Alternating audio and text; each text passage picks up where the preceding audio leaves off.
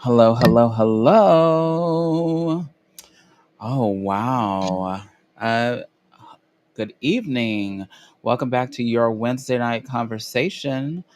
I am Felicia Fifi Minor, and all of December, I am writing solo without Freddie. Um, Last week, I did okay. I think I did okay. I rambled for an hour. I didn't. Some people said that was good, but I didn't realize that. But good enough. Good enough. Today we have a show packed full of a lot of things. Um, I just came back from drag bingo. Um, we're going to talk about where do you draw the line between hot guys and murderers. Yes. Feel free to join along on the conversation. And we have a special guest here. This is backwards. Yeah, there we go. We have Victor Yates, who is joining us. Our multi-talented, multifaceted creative who is joining us. And let it be noted that I asked him to be here. How long ago? 2 years ago. 2 years ago. So if you're patient, things do turn out sometimes. Yes. So let's see. Victor is an award-winning poet, writer, and content creator who works to uplift and celebrate queer voices, including his own. Mhm. He is the author of A Love Like Blood, which earned the 2016 Lombardi. Wow. Who cares? I mess things up on this show. You know this already. Yeah. So you're welcome. Yeah. Make shorts of that, rewind it, play it again. Anyway, literary award for LGBT debut fiction, and his poetic talent has been recognized by folks like earning the 2020 George Floyd. Um, is it an award for poetry? Yes. And then among others, he's got like this list of accolades.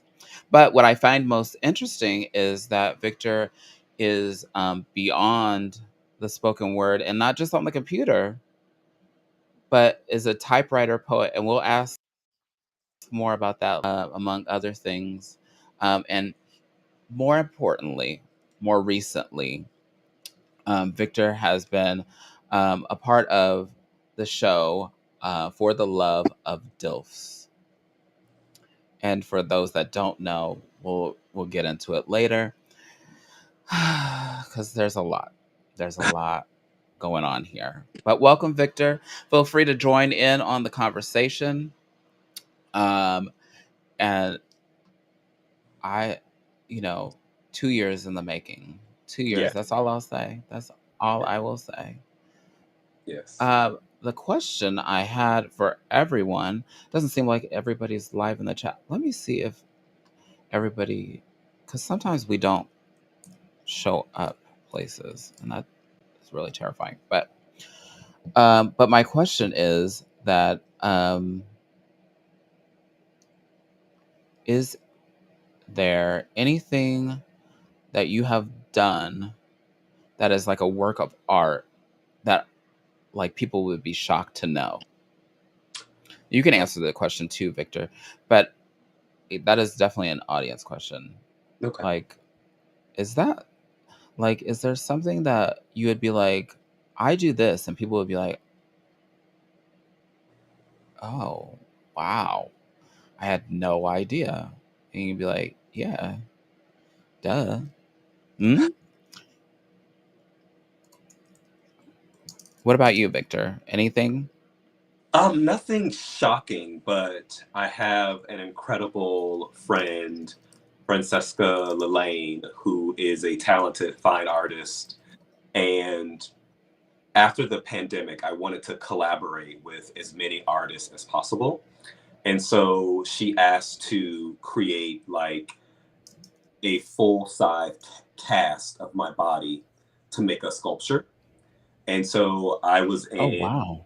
almost a full size, like full, like like casting of my body that I had to sit and let it, like, the material dry for about, I would say, almost 2 hours, which was very uncomfortable, and I couldn't move, I couldn't sneeze.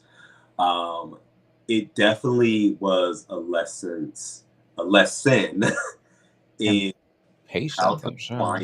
how to quiet your mind, how to be patient, and really working through process, and also knowing that you're in a safe space for someone to create work with you.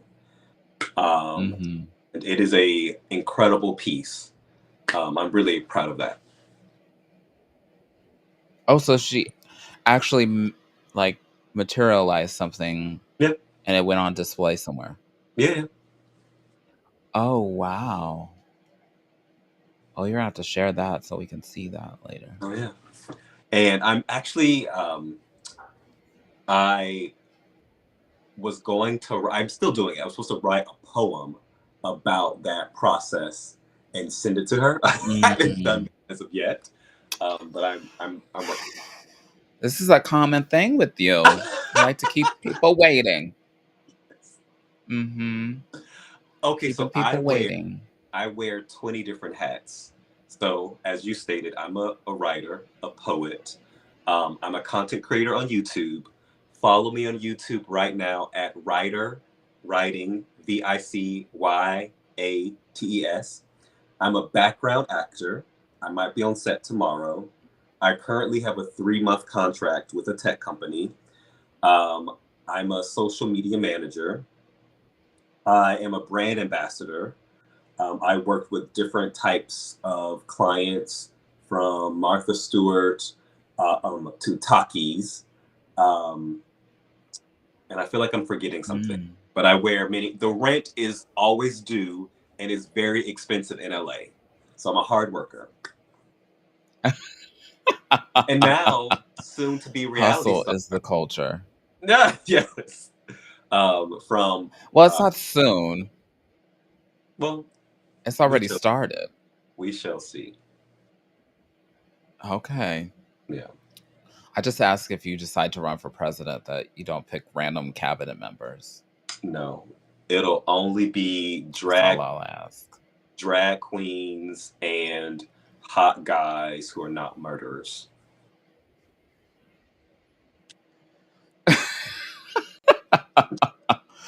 Um, we'll get to that in a minute. But first, we have housekeeping.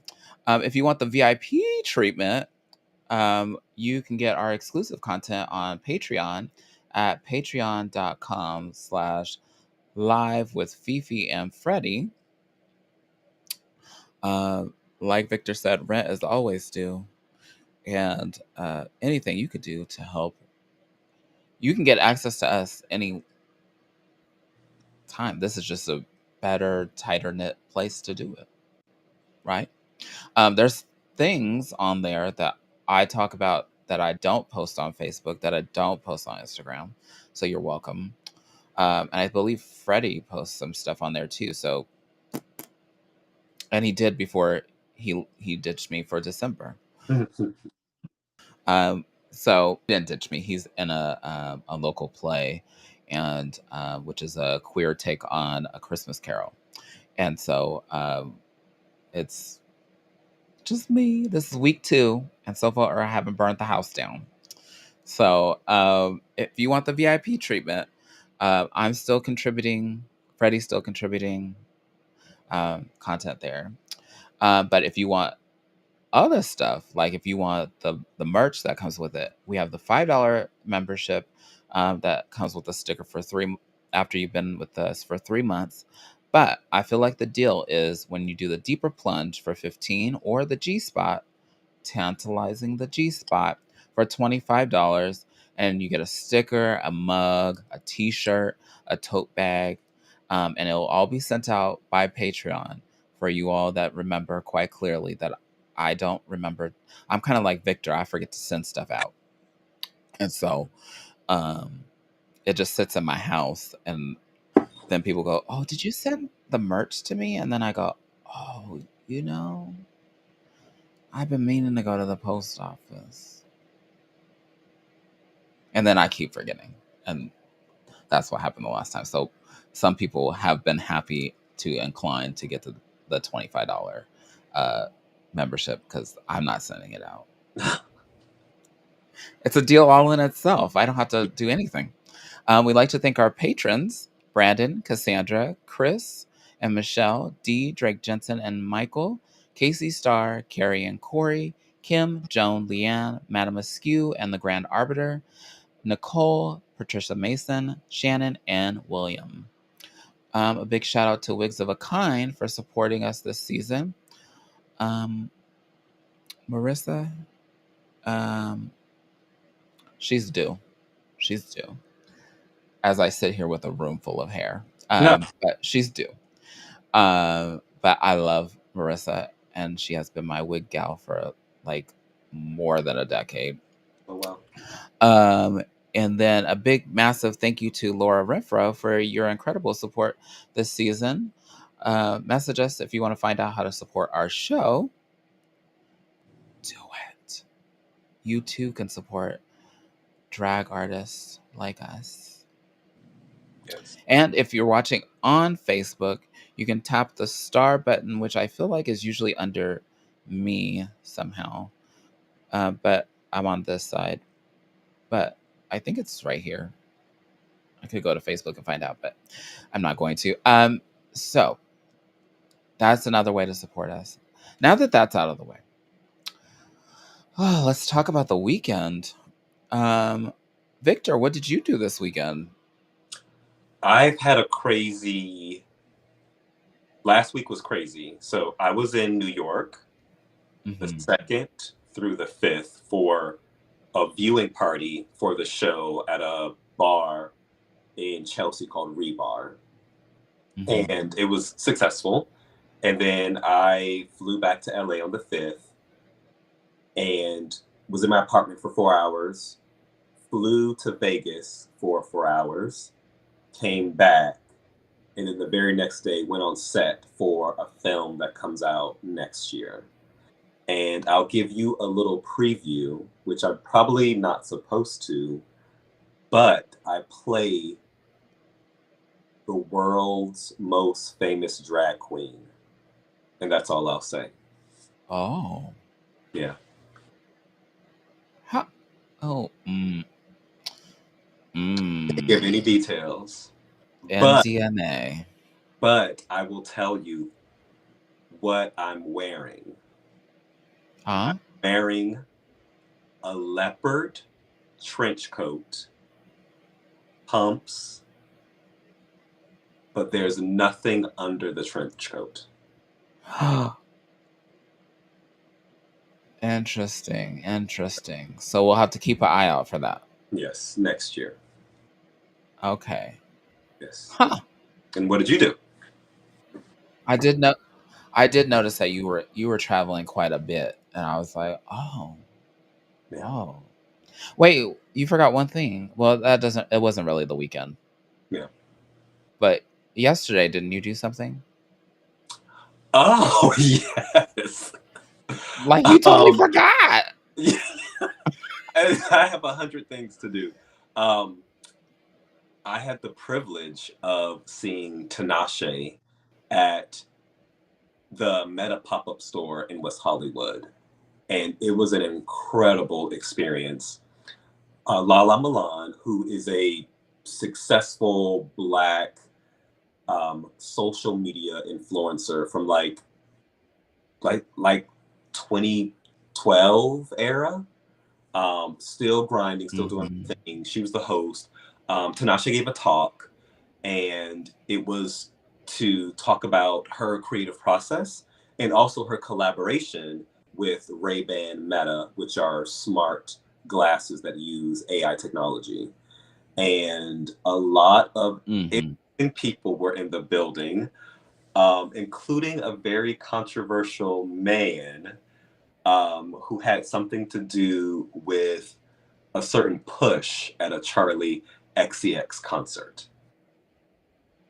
And I'll just leave it at that. It was all over Uh-huh. social media. I know you know about it. I don't know anything. Oh my gosh. I know nothing. Yeah. So it was. I just sit here in my room. Oh no, you were at Drag Bingo earlier today. Mm-hmm. So, which I have to Mm-hmm. say that I commend both you and Freddie for your schedules because you grind during the day and come home Uh-huh. and provide us with Arizona politics, national politics, drag gossip, Mm-hmm.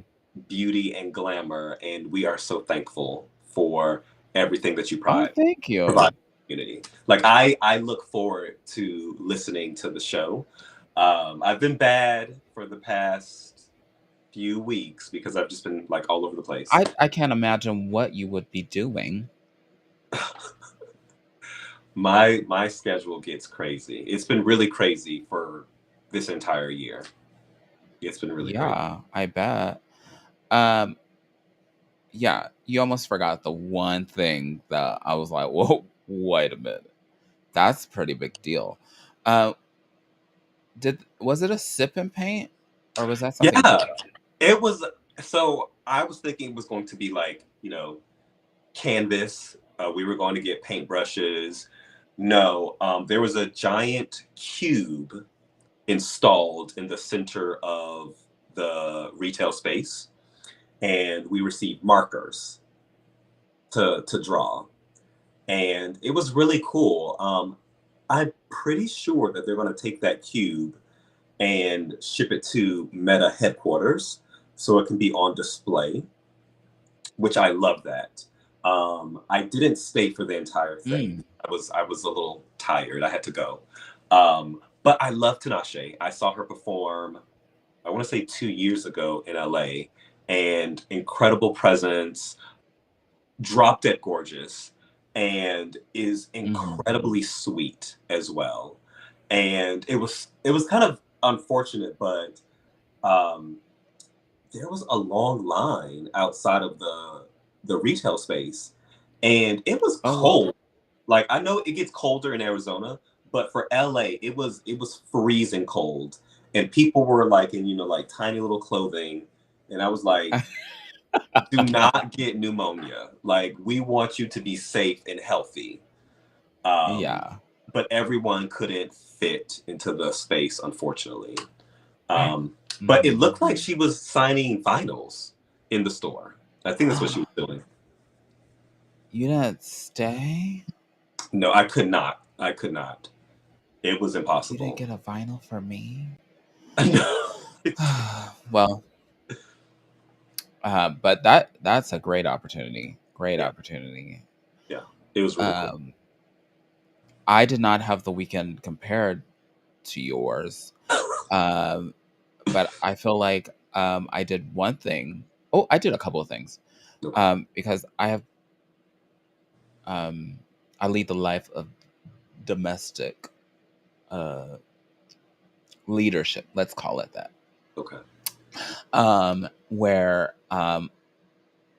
so in the process of putting up my Christmas tree, I Oh. realized that we needed to clean out the garage for a purpose beyond y'all's knowledge. But and I was like, what?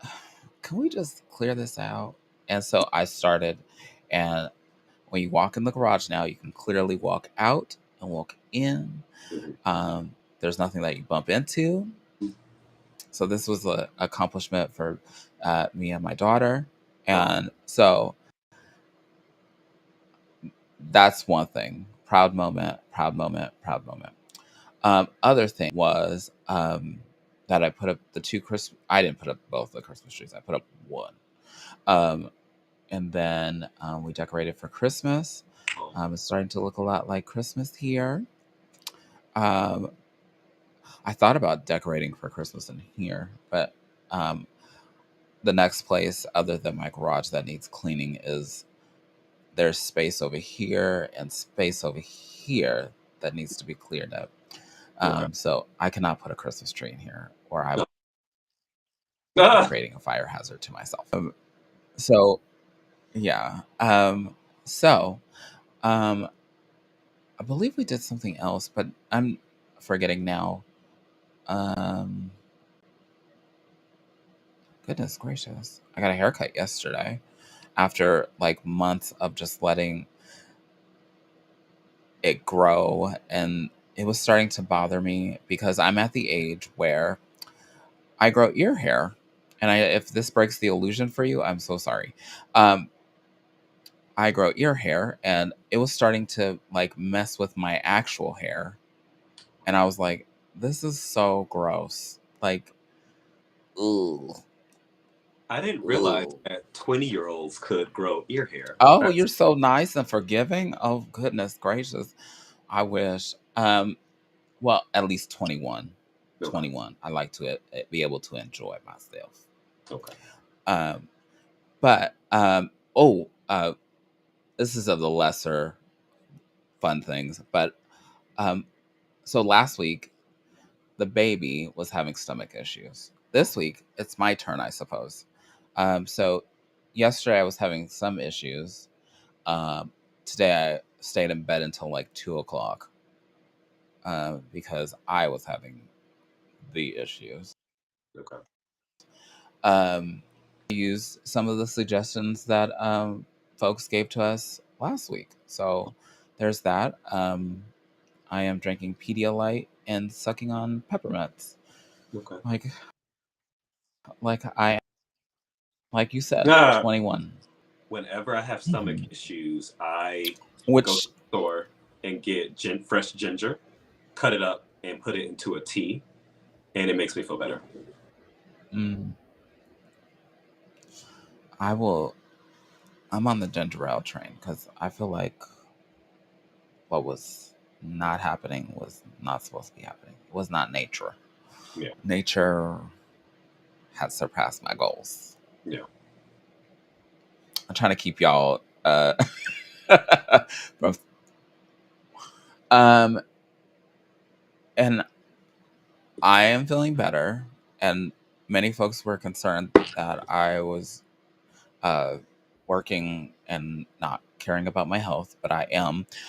Something that has helped me, and this has peppermint in it as one of the main ingredients, is it's called Ivy Guard.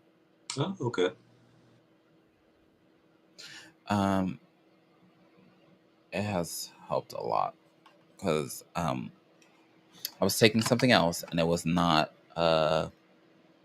helping. In fact, I felt like it was making it worse. Oh, wow.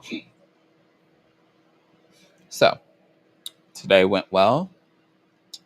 I hosted without doing any. And if we make it through this broadcast, I will be golden and hope for a better tomorrow. Perfect. Yes. But speaking of, I'm going to hold on just a moment. Things are disappearing off my screen.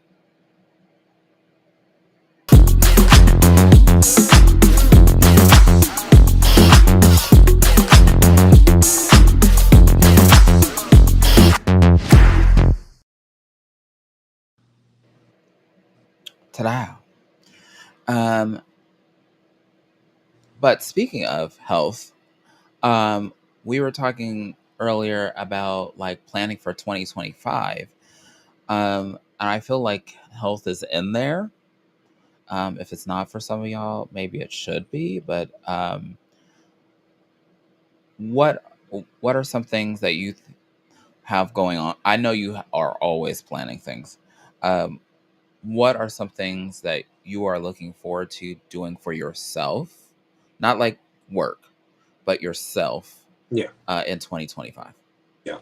I, so earlier this year, I weighed about 220, and I lost a small amount of weight when I went on set to film for the Love of DILF season 3. Mhm. And after the show, I've lost a significant amount of weight. And so I want to keep up with my fitness journey. What helped me, very simple things. I don't have a gym membership. For about 2 months, I walked twice a day as soon as I woke up in the morning and later in the day. And I also had about 11 days where I did kind of like intermittent fasting. And so Mhm. from 6 a.m. to about 12 p.m. or 1, um, the only thing I consumed was water. Mm. And then I would eat after that. And I would stop eating around 10, 9 or 10, 9 or 10. And that helped. And so just continuing with my fitness journey, I'm going to start incorporating weights now. I'm not becoming a bodybuilder, but I just want to feel more confident with myself. Mhm. Definitely focusing on health. Um, Also, because I wear 100 hats, I'm really bad at checking in on friends, especially kind of like new friends that I meet. And so just really kind of like um, being actively checking in on friends and seeing how they're doing and helping them in any way that I can with either like health goals, emotional goals, Mhm. financial goals, whatever. So those two things, but also traveling is really important to me, and so um, I try to travel to Europe at least twice a year, and I haven't done that this year, and so doing more of that. Oh, wow. Yeah, Oh. Huh. yeah, Travel, travel, travel while you can. yeah. Mhm. It's actually cheaper for me to travel to Europe than to New York. What? Yeah. Make it make sense. So when I just flew to New York, Huh. my ticket was like $500, I think. When I Wow. fly to Barcelona, I never pay more than 400 ever, ever. Well, sounds like healthcare. Um, make it make sense, somebody. Um, I feel like, yeah, somebody needs to work on that. That don't make sense at all. Um, Yeah. I feel like some of my health goals are still. I'm working. I've always been on the mental health journey. I've always been trying to unlock different levels as far as mental health goes, but it's a journey, uh, not a progress report, not a stop and you're going to be all cured by the end of this. Um, and so I still have plenty of ways to go. I feel like 2025, this year, my confidence. I feel like in certain parts of my life, I feel like I second guess a lot of things that I do. Um, and so, um, moving into that space, you feel very uncomfortable first and foremost. And I feel like I'm confident on the outside, but you know, we all got the Yeah. what is it, the little man inside our head that says, "Girl, did you really think you could do that?" And so like I need to teach that man inside to be like, okay, so yes, I did think I wanted to do that. How am I going to achieve that? And how am I going to keep growing and moving forward? And Yeah. so, when people say like, oh, when you get to a certain age, you should be confident already. For some of us, it didn't come at all. Some of us, it didn't show up on time, um, or we weren't taught the skills. I would say that my parents did a good job of trying to set this precedence that you should be doing 100 and 500 percent for everything. But I feel like that didn't reflect inward. so to speak. You always felt like you were kind of failing. And so that's something that unlock the door and say, that's what we learned, and what are we unlearning and relearning. Yeah.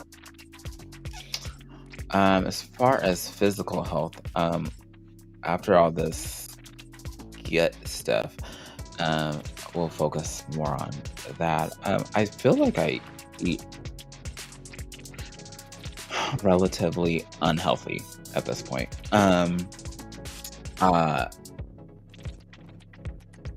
But healthy enough not to be like on a health plan. But I feel like there are more things that I could do. For a while, I was doing the walks, sometimes twice a day, because they say that's the healthiest thing that you can do for yourself, right? Yeah. And I was seeing a huge difference. Like, old girl was putting on some old stuff, and she was like, "Oh, so this is what it's like." So yeah, if we could get back to that, I would love that. Other things that I would love, LOVE, is, as you mentioned, vacationing.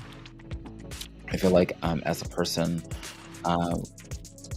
with 3 kids at home, my partner and I don't get to focus on sometimes ourselves. We've made date night we made attempts. We should make that more. Yeah. But I feel like there's a healthier vibe when you can go on vacation, when you're not thinking about work as much, when you're all the things. So if we can get that in line for the 2025, I would love, LOVE, love to go on vacation. But I think, yeah, yes. It is hard to face the past. I'm sorry, I forgot about the comments. Wow, Laura, you lost 140 pounds? Wow, congratulations, yes. But all bodies are welcomed here. I just feel like, I feel like I was an athlete all throughout my school career, and I feel like sometimes I feel that, like, I don't know what to call it. It's like some urge that says, like, you should go for a walk. You should not be sitting here eating this whole bag of popcorn by yourself that you bought at Costco. You know, those big ones. You should not be doing that, by the way. Thank you. I appreciate that. Inner work is always different than the outer work. I feel like I can do this. Inner work is like untangling a headphone cord. If you know, you know.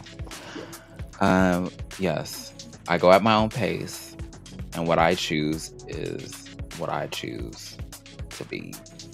Whatever my happiness, yes. For you, it was chocolate and candy. I can get on that. So, one thing I will say, I like chocolate too, but I have started, I don't know if this is tricking myself or if this is like me just trying something different, but I have, when you go to the store, you get, instead of like the chocolate bars, you get like a protein bar. Some of them, I know the eyes have rolled and I could hear that, but some of them have started to taste very good. Like, sometimes I think to myself, like, if I have more than one, is that like, is that too much? Is that overdoing it? That's a trap. It's overdoing it. And then I said, no, you good, girl. Just one. You don't need 3, even though you could probably eat 3. Yeah. Sugar-free candy. Is sugar-free candy good? I guess if you're trying it out, mm-mm. I I think I'm thinking of like older people when I was younger. They would handle the sugar-free candy, and it was not good. You know what I'm talking about? You go to the church and they hand you sugar-free candy, and it's not good. Okay, you say you like it. I'm gonna let it sit in your purse. I don't. Candy. But I guess that's the empty calories that you right? That I'm consuming. I just keep drinking it down. Right. Well, I look forward to a healthy 2025 because it's all going to be just a weird year, I feel like. Doesn't mean that you can't do stuff on top of it. And I would still monitor your use of social media because it affects you mentally. But I would not say that you should check out. I feel like many people last time checked out. And we need you to check in. We need you to come to the table especially when LGBTQ plus issues hit the table. The ACLU is not just the only one that's doing stuff. So I mean they're a big fighter, but like us, we need to keep doing the us that we do so well. So that's all I have for just the tip, because I think that we have one more show next week, and then we come back in the new year. And so I just wanted to talk about like health and greatness in the 2025. Anything else to add, Victor? Well, one, I want to commend you for going on your mental health journey, because I feel like in the Black community, it's not prioritized. And there aren't a lot of people that seek out mental health. My best friend suffered from mental health issues and unfortunately passed away. And it's something that we don't talk about enough. So just acknowledging it, that is a huge step. And so keep going, keep pushing. And I think it was ingrained in me through school to try to be this perfect person. And I slowly realized that perfect does not exist. And so we have to change the ways that we see ourselves and really embrace ourselves as we are. And I hope that you achieve all of the goals that you have for the new year. Thank you. Same to you. Well, you already kicking button this year, so I mean,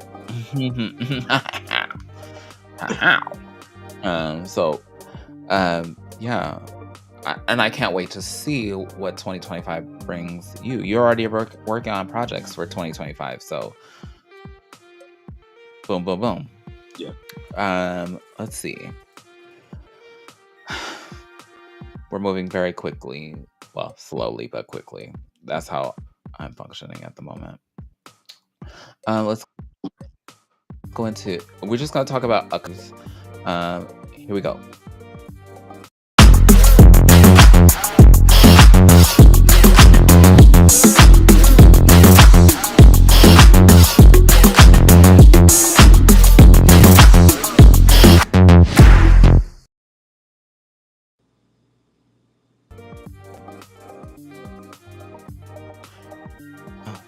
My connection jumped in and out. Am I still there? I am still here. Okay. In the news, let me find this fool real quick. The internet has been a flutter because last week I talked about United Healthcare CEO being shot, and it like shocked all of us. And I definitely am still against I mean, I believe in being a rebellion and fighting for what you think is right. But I also don't believe in just going straight for the jugular unless there's a reason. I don't know what that reason is because I have not delved into it as one should. But of course, in the community, hearts are aflutter, and we are doing this because old dude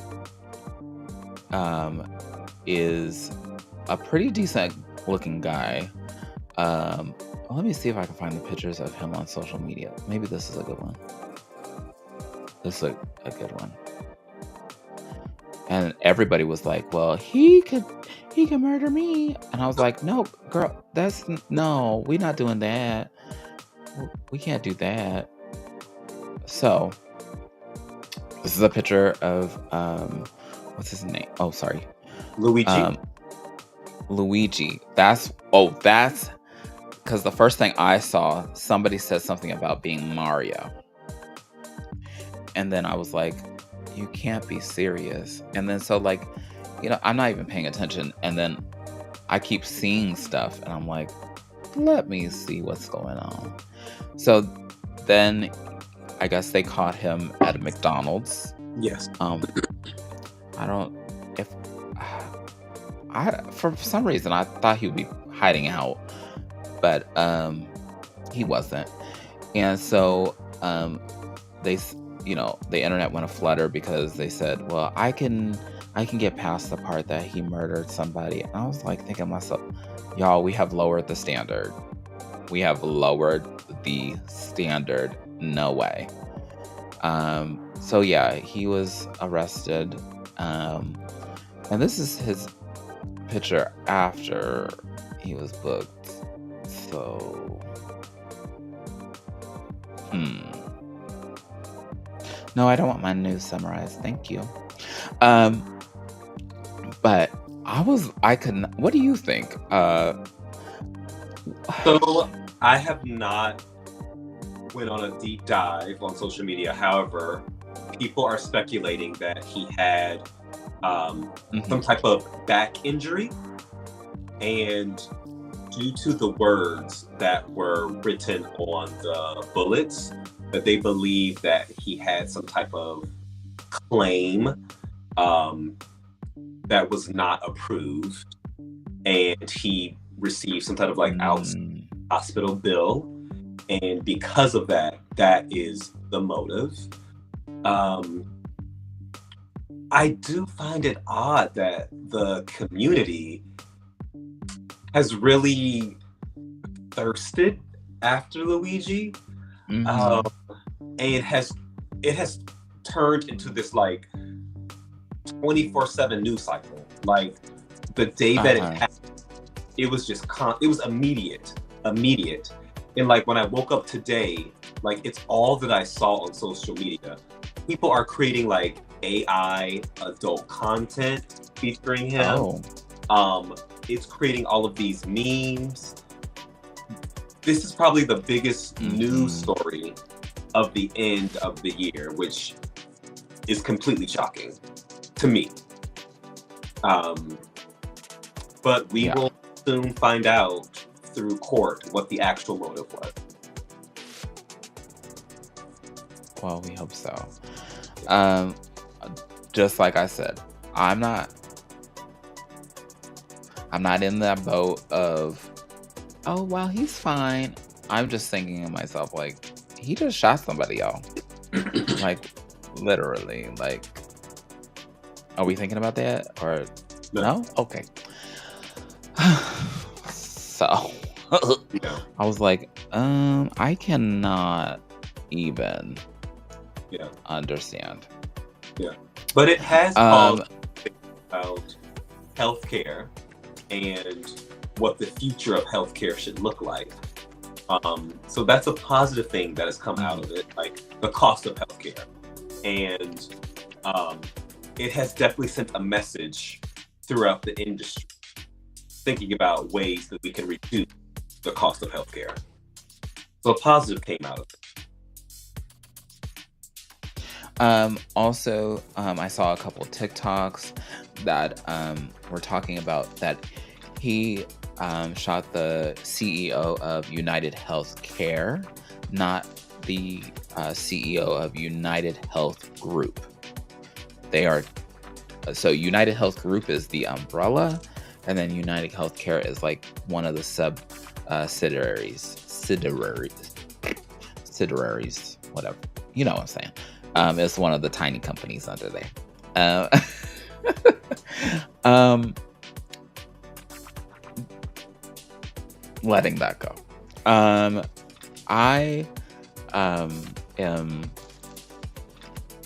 happy to see that the internet was folding for the celebration of life for Nikki Giovanni, including folks coming out and saying like the House of Giovanni, which take a look. Didn't know it existed.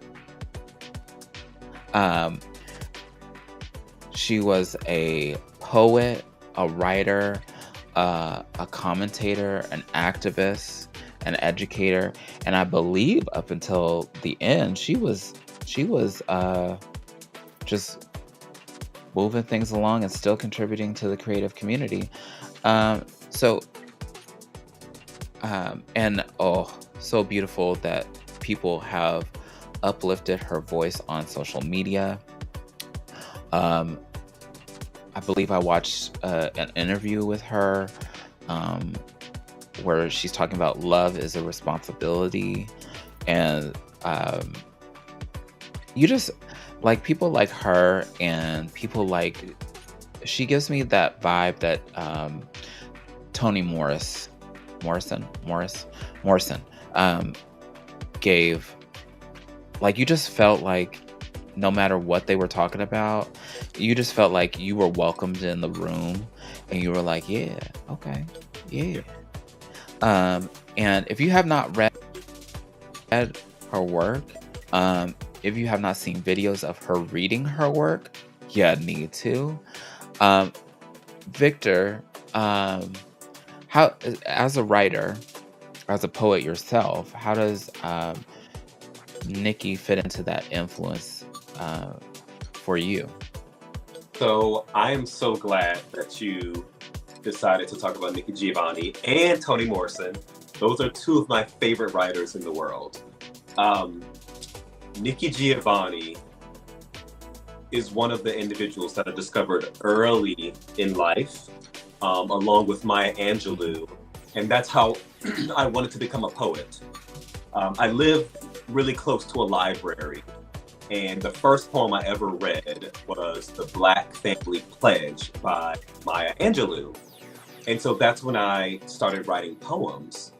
And Nikki Giovanni, I love all of her work. She has a poem called For Sandra, and I don't know it word by word, but it's basically a friend of Nikki's is telling her, like, why don't you write beautiful poems about trees? And she's talking about, she would do that, but she needs to be like a revolutionary. And that was her work. At the center of her work, it was about civil rights. It was about equality. Nikki Giovanni was also queer and loved the Black community and highlighting the Black community and really talking about like personal history and tying that in with the collective community. And so her work is extremely important to my writing practice. And I will never be like a Nikki Giovanni, but I am so glad that the world is paying her her dues. And I hope that more people who didn't know about Nikki Giovanni read her work, flood their libraries, buy her books, and just really celebrate her and her legacy. But an incredible poet.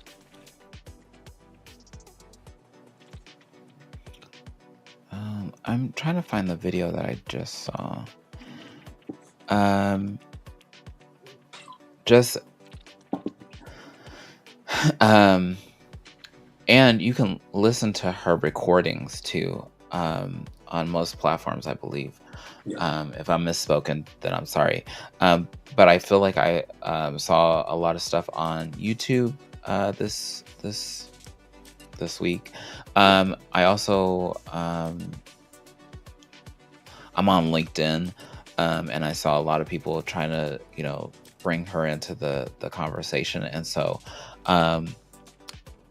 big shoulders, big shoulders, big shoulders, and wow, just wow. And a lot of you who haven't heard of her, you may have heard of her through she's a lot of people reference her in song, and she has written songs before too. So if you didn't know, now you know. So such a good, masterful wordsmith, and if you haven't gone into the world of Nikki Giovanni, then I highly, highly, highly recommend it. And you might get a taste of, like we had Marshall Shore a couple weeks ago, that was talking about queer history and how it's not really kept up.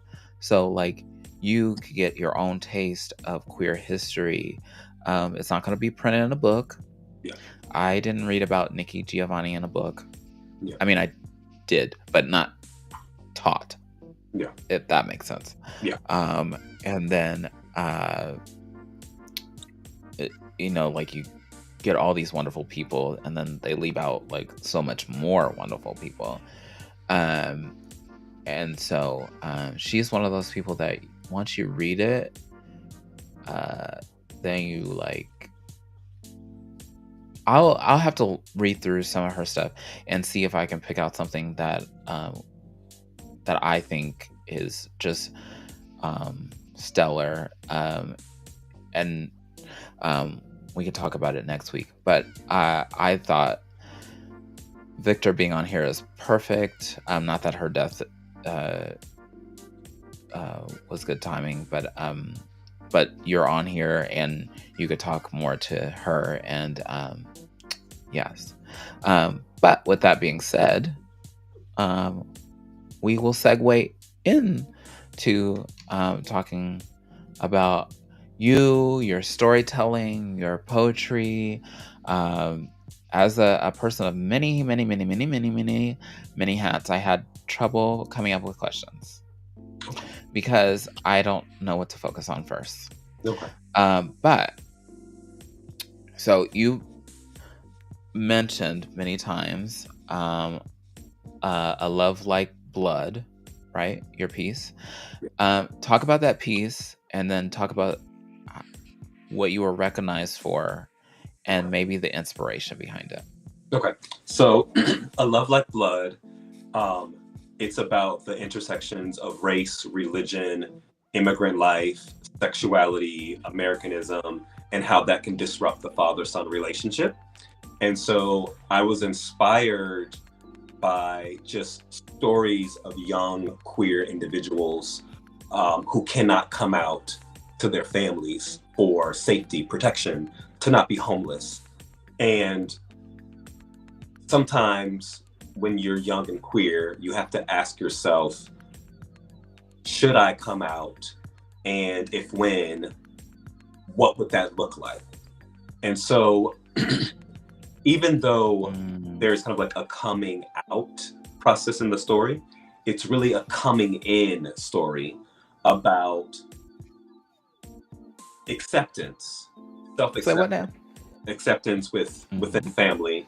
But I also wanted to have, like, in book form, something that someone who's young and queer could read with their parent.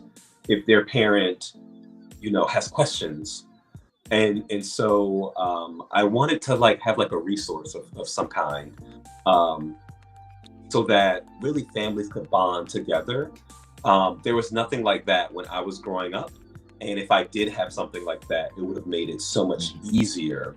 And you said something that I loved about queer history. Queer history is not taught in schools. We are erased from history. And how I discovered queer history was going to the library and reading books that I probably should not have read. And so, which is why visibility is important, drag queen story hour is important, and just libraries are crucial. We need to stop banning books. And the sooner we do that, we realize when we ban books, it makes them more seductive. People are interested. Okay, this book is banned. Like that taboo. I want to read that. Yeah, like why is this banned? I need to read it. And so writing is an important part of my life. Like before I saw myself as a writer, I would journal, and I would journal every day. And in that journaling process, things started to come together. Shortly, like after college, I started working at a library. And I thought to myself one day, all of these people that are in this library dedicated time to write and created. I can do that as well. And so I'm all about images. And one day I saw a man walking down the street at night with a cigarette under like this like lamppost. And it was, it stirred up something in me. And I thought, this is the start of chapter 1.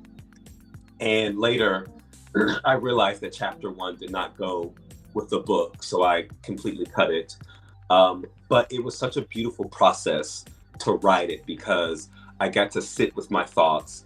I got to really explore the world and figure out the best way to write down how I saw the world.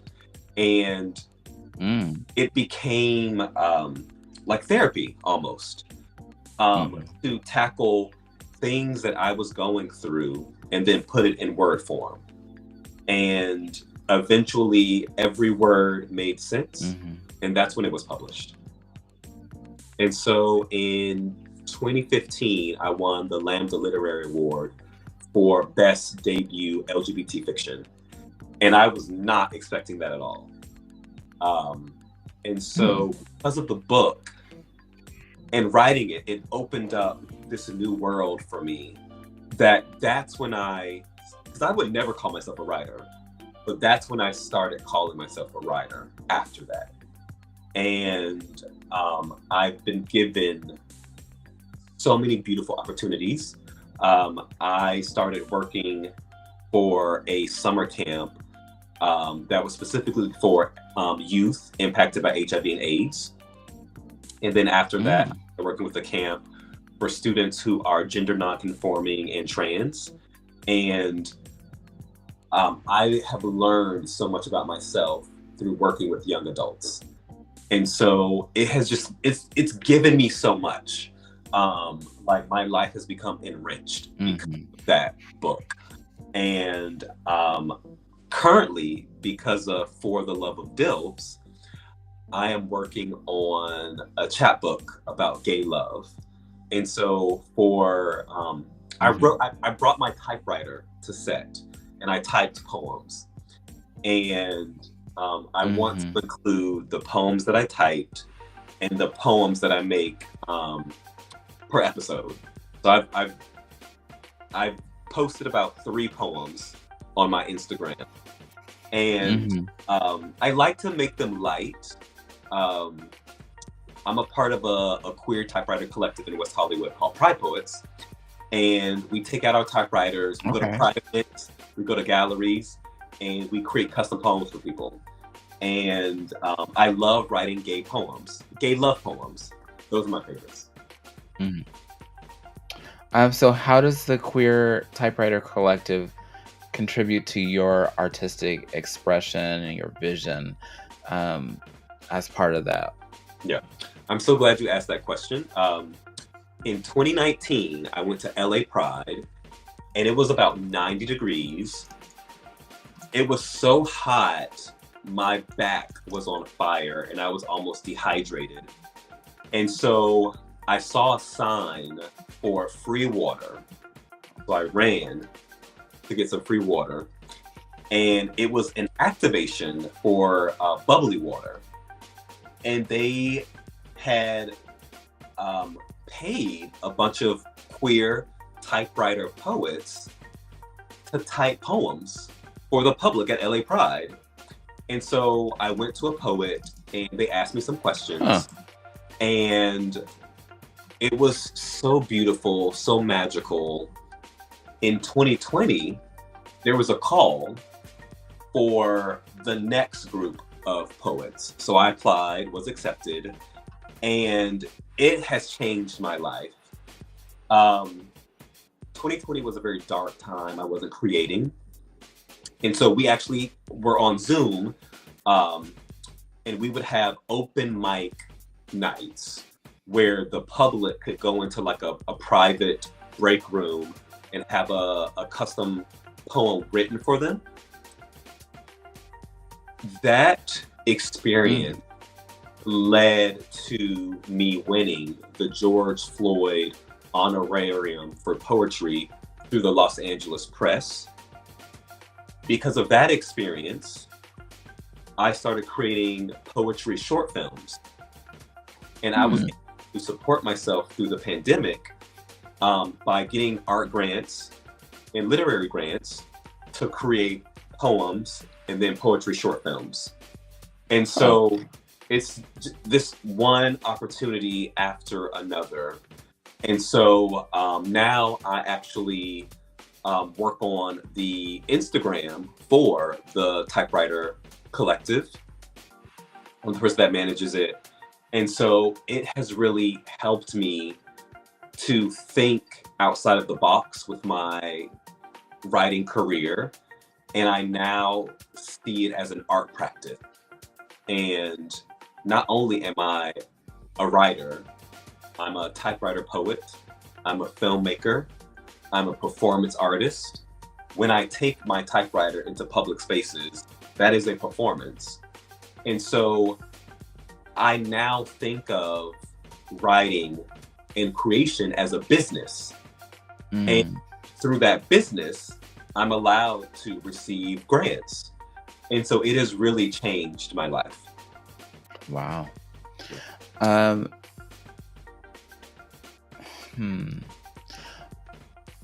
What would you tell a young queer person who is looking for an expressive outlet like you're talking about? What's the first step? How do we get started? Yeah. How do I explain this to my parents? Yeah. What's something like that? I would say look in your community. Our communities offer a lot of resources for us and explore. In high school, I was in yearbook, and I also started writing for the newspaper at the school. And so do everything. I think it's easier now because we have, social media and YouTube, and you could learn something new in 10 minutes. And so explore your local community, explore virtual spaces, and don't be afraid. When I was in high school and middle school, I was afraid to talk in class. And that's why I loved writing, because I had an outlet. I could express my emotions and my thoughts on paper. So you were doing this very young then? Oh, yeah. Okay. Yeah. I think even in middle school, I was, because I was 13 when I read Maya Angelou, so I started writing then. and I immediately joined like yearbook newspaper. And so, and don't like limit yourself, do everything. And I think great ways to enter the arts are dance and theater. They're great ways to learn what you're interested in. And also just, during the summer, take a ton of classes.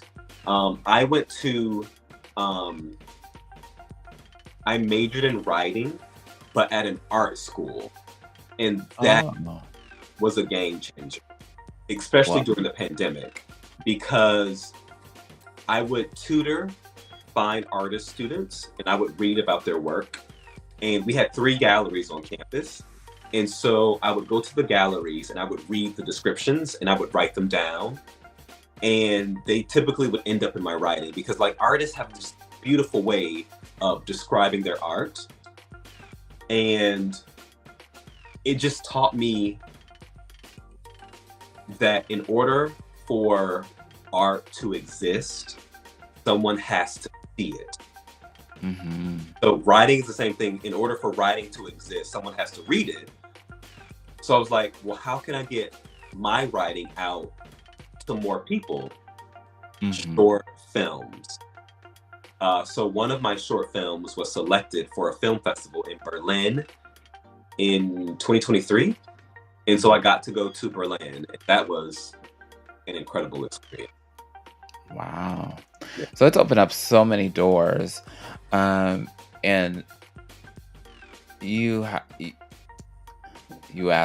I asked for a list of things, and boy, nothing short of impressive.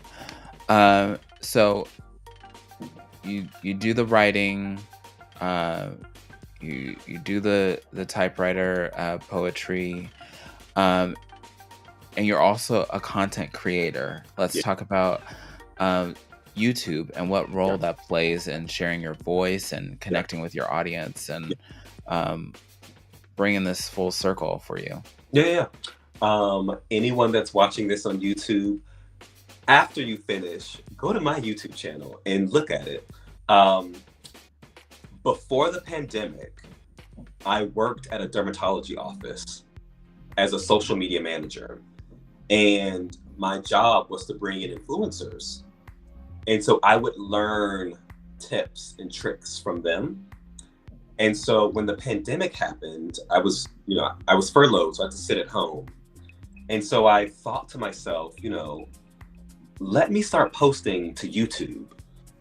And I started posting like old videos to YouTube. And then someone in the comment section, and I would basically post like not myself, like just like events that I went to. And someone said like, why don't you get in front of the camera? And I was like, no, I don't want to do that. And so I remember I started doing drag race reviews. The very first one, I wrote out a script and I read it like this. And they were like, that's great, but try to not just read the script. The next one, it was a struggle, but I got through it. And so I learned that reviews were not for me. So I started doing movie, TV reviews, specifically produced for and by the LGBTQ plus community. And that's where my audience exploded. And I was like, oh, this is what they want. So I gave them what they want. And actually, for the job at the dermatology office, I lied to get the job. Before that, I worked in education full time. And I basically told them that I could use Adobe Premiere Pro, which I used that to create content for them. And so day one, I went on YouTube and figured out how to use it because I didn't know how. Shit. And so during the pandemic, I actually received a scholarship from Oprah. Oh? My second time receiving a scholarship from Oprah. The first time was an undergrad. Without her, I would not be here today. She paid for my schooling, and so I got a grant from her to take digital media classes at a technical school. That experience really helped me to better my vision Ooh. and to know how to tell a story Mm. through video editing, because I didn't know Mm. how to do that before. And so that was a game changer. And it really helped with the poetry short films as well. And so YouTube has just been a complete blessing. I've been able to work with various sponsors who support my channel. Hmm. And they have been, I try to seek out like queer owned companies. I don't get to work with them a lot. But I think my favorite partnership was with Showtime.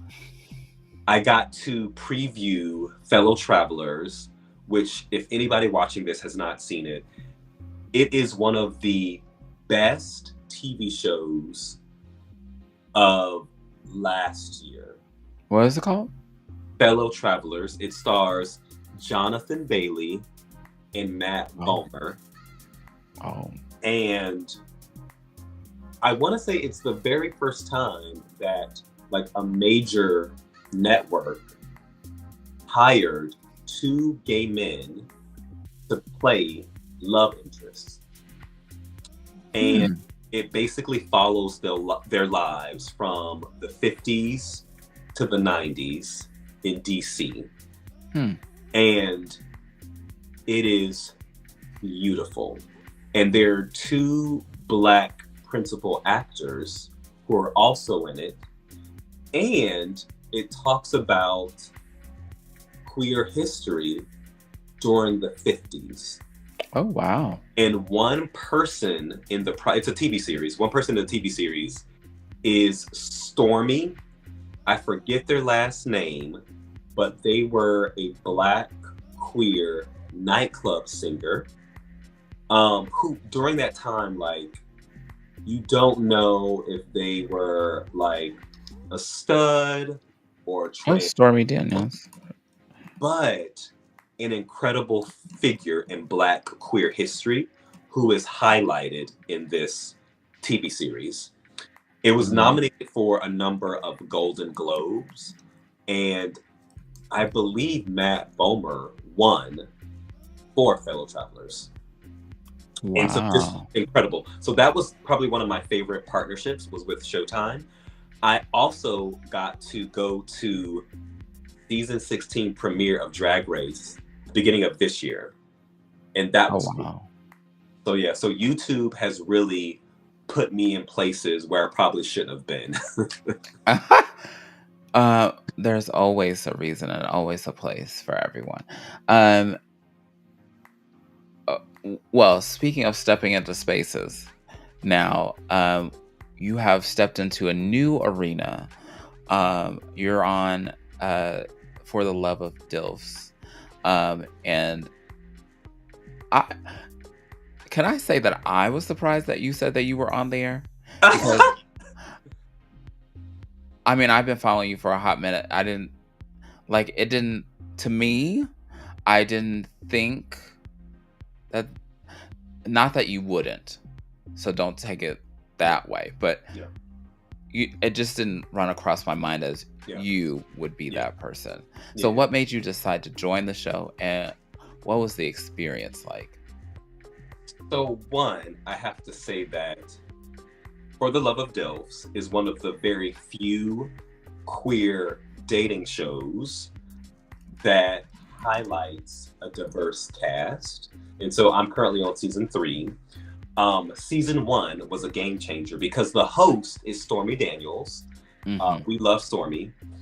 And it's produced by Daddy TV, which they are legendary on the scene of reality TV production. They also are behind X-Rated New York and X-Rated LA, and other several productions. But the reason why I did it, during the pandemic, I had the pleasure of meeting, and I won't say how they did, but someone from season 2, Nigel Battle, we met, and Nigel is on season 2, and we kind of came up together on YouTube. And I feel like I was kind of like stuck in content creation, that I wasn't going in a way that I wanted to go. Mm-hmm. And so I thought, and also I can't get a writing job with a gay magazine. So I thought, and I'm like very introverted. And because I wear hats, I'm very introverted. Like at gay bars, I don't talk to anybody. What? Yeah, I don't. I'm very like introverted. And so I thought, okay, I am single. I am introverted. I have 25 jobs. This will force me to, one, meet someone and get to know them. And I could potentially, move further up in content creation, creative world. And I could hopefully get a job with a gay magazine. Mm. And so it was a magical experience. We were in a gorgeous mansion, and I got to wake up surrounded by queer people who loved me, who wanted to protect me. And I really miss being in the house so much. Just to be surrounded by, I need queer energy around me at all times. It just helps me. And I woke up with a smile on my face every single day. We had early shoot days. Oh, but it was incredible. For the Love of DILFs is a intergenerational queer dating show where it pairs older gentlemen with younger gentlemen. And it's from people from all across the country, all walks of life. We all have different backgrounds. We all are professionals.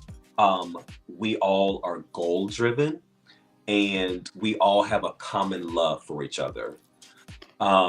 There is a lot of drama that happens on our season, and I will say, if you're not subscribed to OUTtv, you need to watch this show, because literally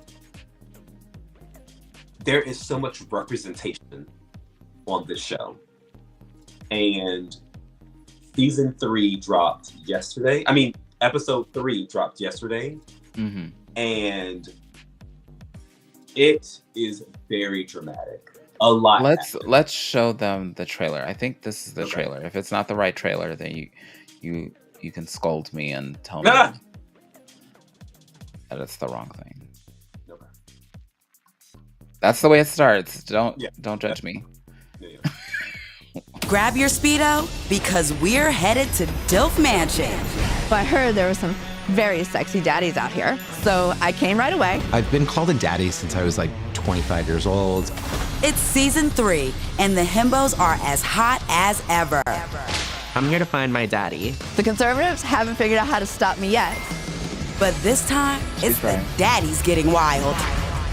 You could either be the supporting actress, or you could be the main character. Let me go back to 20-year-old Nicholas that didn't give a fuck and stole his friend's boyfriends. Enjoy my sloppy seconds. Were you gagged to see someone from a past season come back? I mean, I love any top. No, we're talking. Go! There is blood. Man, this man is actually hurt.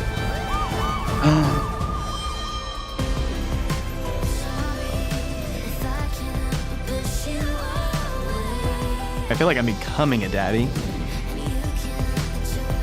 This is my coming out experience. When I say that I love you, I do mean that. Seriously. This is really a huge step for me. You ripped out my heart. Life is so different when you don't hold on to that trauma. Love you. Time ago. He still wants to spend time with me and doesn't see anything furthering with you. Whatever happens here, stays here. Unless we get caught on camera now. It just seems every day you're in a new himbo's pants. I feel like you guys could sell tickets to your bedroom. There are many ways that this could play out. He's mine, bitch. You will hate me, and that's all I wanted. One of our hippos is going home. Is it okay if I interrupt? Not really, but okay. Girl. This isn't your mama's dating show. I would eat after a cute little shower. This is For the Love of DILFs.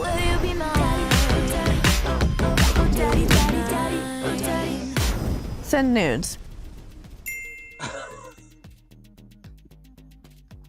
So yeah. Oh my God. So I had so many questions, but once you said that you would be on the show, I have saved my questions. Okay, so without giving so much away, there's always drama and sad things. So when we talk to people on another reality show that you may have experienced, they say, that certain things don't usually happen, but sometimes the producers will say, okay, so go over there and talk about this. Yeah. Does that happen, or is this just you all are in a Big Brother style type deal, or how's this work? So, excuse me. We do all live together in a mansion. There are 2 bedrooms. There's the daddy bedroom and the himbo bedroom. As far as what happens on set, we're never told to say something. What happens is it actually happens between different contestants on the show. A couple does win the show, but we're never forced to say some things or act in a certain way. And part of my question also is, why do you look like the most dramatic one? Why did they paint you like that? You know what's funny is that I am not the dramatic person of the season. I know. So if you haven't watched, you should. You can watch them on YouTube, right? Yeah. And so I don't want to say, like, I know that you're not, but in that trailer, you look like you are. It looks like really, like you're like causing all this, like, I'm like, wait, that's not what's happening, is it? But you know what? I love it because I am an extremely introverted person, but in those moments, I was reacting to something that was happening that was very emotional. And all of those things are authentic. It's what happened. And I am proud of myself for what I completed, what I showcased on the show. I am proud of the growth that happened between the cast members. And you hang out with some of them now. Oh yeah, of course. I love everyone.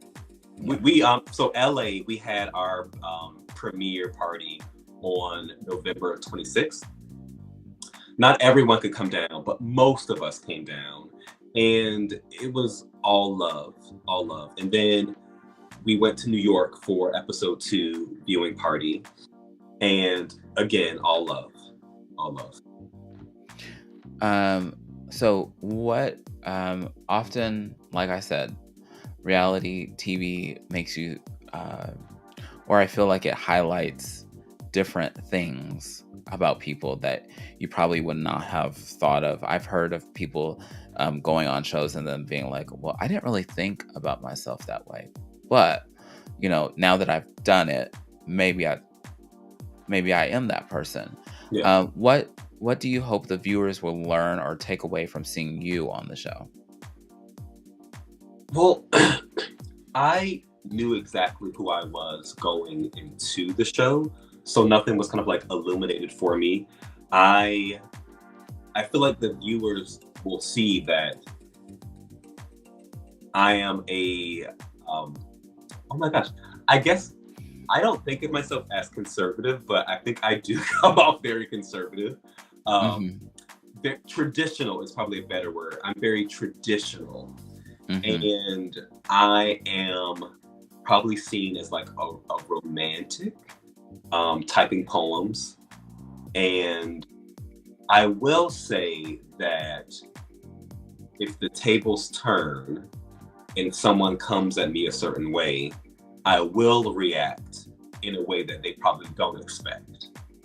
So those are the moments that were included in the trailer. Where someone did something and I was like, no, I need to check you now. And so nothing was illuminated for me. I've always been that way because I'm a very loving and giving person. But if you say the wrong thing to me, you will definitely see a different side of Victor.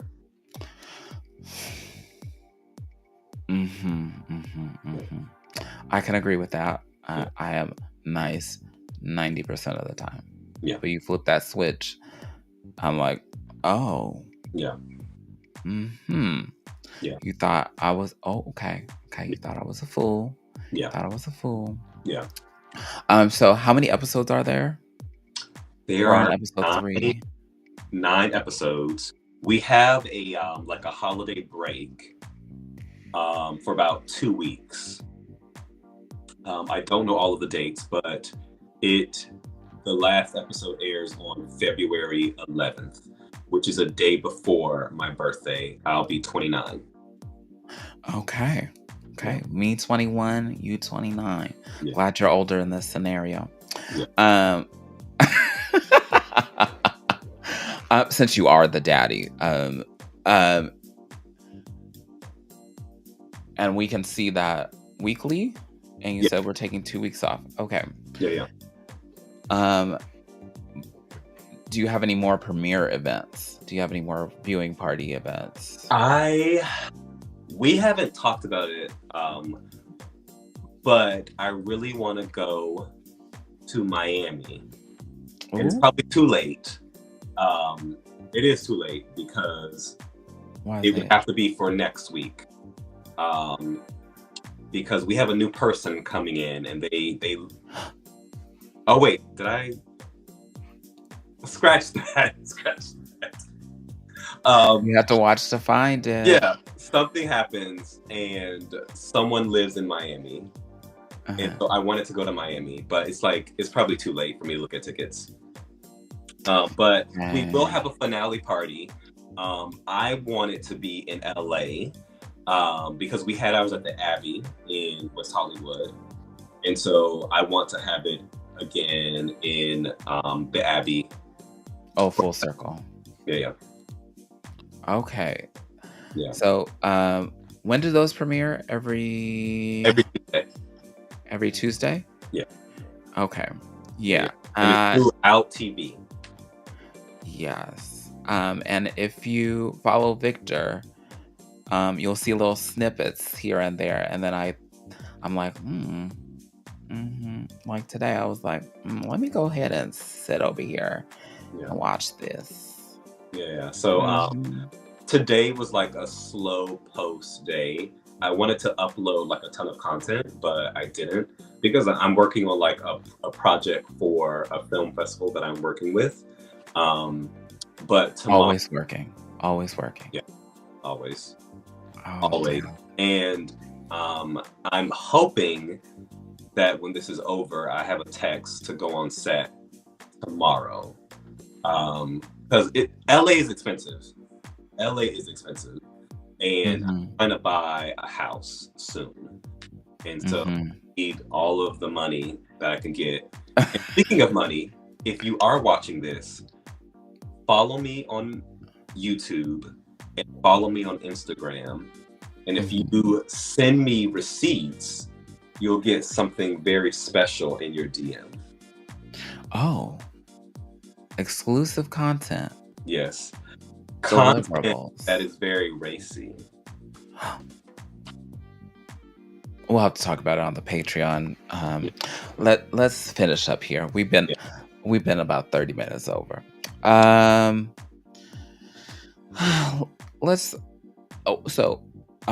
Last thing, not the only thing, but you have a residency coming up. If I understood it correctly. I had a residency through the Fire Island art residency. It's already passed, but it is another thing that helped to change my life. I had dedicated time to write in a gorgeous home on Fire Island, which is a legendary queer community.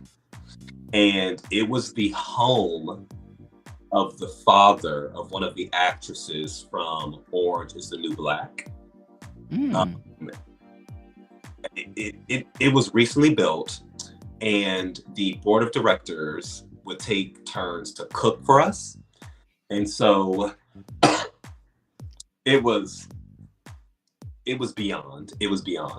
And actually during that time, I was taking digital media classes, and one of my assignments, I got to color a black and white photo of Swan, the very first ever drag queen, who was a former slave, who was black and would participate in balls in, I want to say, the DC area. We talked about this a couple of weeks ago. Yeah, one of the balls was raided, and Swan told one of the police officers, "You're no gentleman," which I love that. And that's why Black queer history is important, so we can tell these stories. But if you have not learned about Swan, please do. Swan called themselves a drag queen because of debutantes who were in parades. Like, they would call themselves queens, and like gave themselves that name. And then I want to say is the very first person to organize a protest for queer rights. Yeah. Ooh. Full circle. That is, wow. So much in this episode that we have covered, discovered, and y'all are babies. Young babies, I think. So I encourage you all to follow Victor on social media. First and foremost, if you want to catch some of the snippets from the episodes, he's posting those. If you want to catch some of his work, he's posting that. And now he's busy.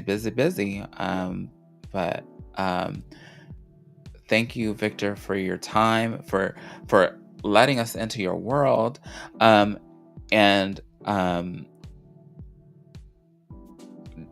follow the show. The third episode came out, and we're not talking about it because I hate being that person. When you're like, girl, did you see? And because then you get the text messages like, why did you post that? You're like, oh, I'm so sorry. So sorry. Looking back at the comments, I'm sorry. Suzette says, here's a piece of frightening trivia. All banned books in America have been caused by the same 11 people. I'm about to look that up. Oh, that's crazy. Like, these people have made a career out of banning books? And I feel like most of the banned books, or a lot of the banned books that I know of, are from Black queer people. Yeah. You're not wrong.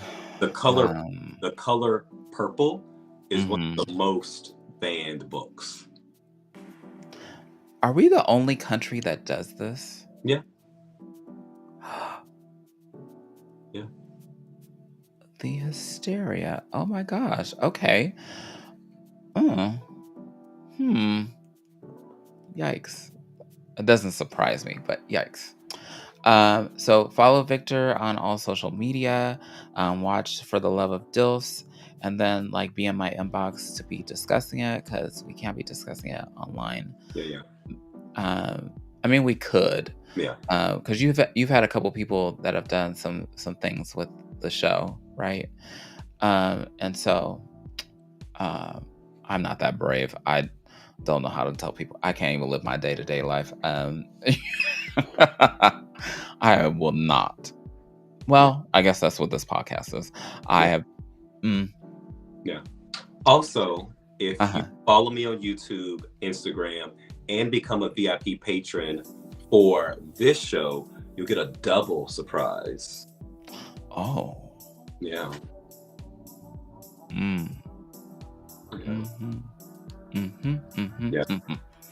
That's all. And so thank you so much for being on the show. Next gigs. I would like to say that Freddy debuts on stage on the 13th, which is Friday, is opening night. It's The Christmas Carol, a queer fantasia, and it's put on by the All Queer Shakespeare Group, and show dates are December 13th. On the 14th, there are 2 show times, and then on the 16th, the 18th is Pride Night, the 20th, and then the 21st being the closing night, where there's 2 showings. So join him for that. And if you use this code, I'm pointing in the wrong direction, you can save a little bit of money when you support the group. And you also can donate to the group too, to help support the arts, because we encourage the arts and supporting the arts always. Duh. Who are we if not anything, walking art pieces? For me, I'm like racking my brain. I don't have anything until January, I don't think. So last year I was going to do virtual bingo, because in years past I had on New Year's Eve done a virtual drag bingo. So I'm thinking about it. If you're interested, send me a message and I will think about it wholeheartedly. And you do have to pay to play, but other than that, it wasn't like crazy expensive. Because also this week I took a plunge on something else and I joined Cameo. I joined Cameo because somebody had suggested that like somebody said, like, why aren't all the drag queens on Cameo? And I was like, well, once upon a time, because us entertainers, we go and look for every opportunity, and when I looked, it was not available. And so now it is. The only thing I don't like is like I suggested to Freddie that he go and do it, but it says drag queens and it should say drag artist, drag entertainer, drag king. Like there should be choices. They'll learn, or we'll teach them. And so if you're a person that is a public personality, maybe you should get a Cameo, because you can earn some money out. I did it also because somebody asked me to do a video for their family member, and it was just me saying happy birthday to them, and they paid me, and I was like, oh, so I could sit in my room and say happy birthday to people for money. I'll do it. Yeah. So if you can't find me on Cameo, it's always Diva Minor, or you can look for Felicia Fefe Minor. It was pretty easy to sign up. You just had to verify your identity. So If you're not on there, Victor, you should be on there. I don't know if I get like affiliate points or something? Because, some of these platforms, you're like, oh, if you want to sign up, let me send you the link so I can get the credit. But if you're interested, I will send you the link so I can see if I can get some credit. Yeah. But I figure you're on the show. You should monetize. We are always looking to monetize. Yes. Thank you, Victor, for your time. Thank you for everyone that tuned in tonight. If you're watching on the replay, thank you again. If you're watching on our podcast or listening on our podcast, thank you. And share this with your friend and your enemies. They both will enjoy the show. I'm sure of it. Yeah. Even if they don't want to, they'll love it. And we will see you next week for your Wednesday night conversation. Good night.